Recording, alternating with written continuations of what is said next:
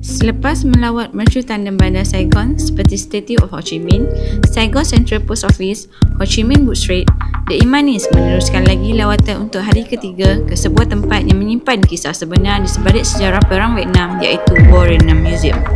Seterusnya, dari sejarah yang berat ke dunia hiburan di Win Wonders Grand Park Ho Chi Minh, taman tema moden yang penuh dengan warna, lampu dan aktiviti. Dua dunia berbeza dalam satu perjalanan yang sama. Jom ikut kami. Hari Ahad memang dah kurang orang. Senin Selasa memang lagi dah kurang. Tahu buka ke tutup ni. Kaunter tiket tu macam tutup.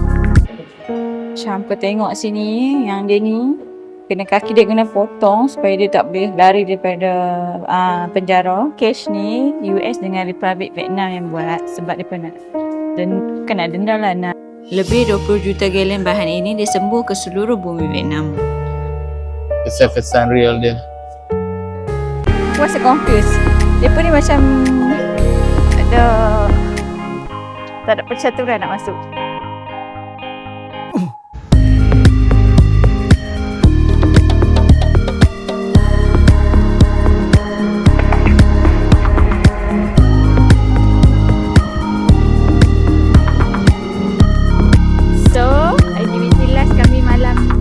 Kami dekat Vietnam hari ni.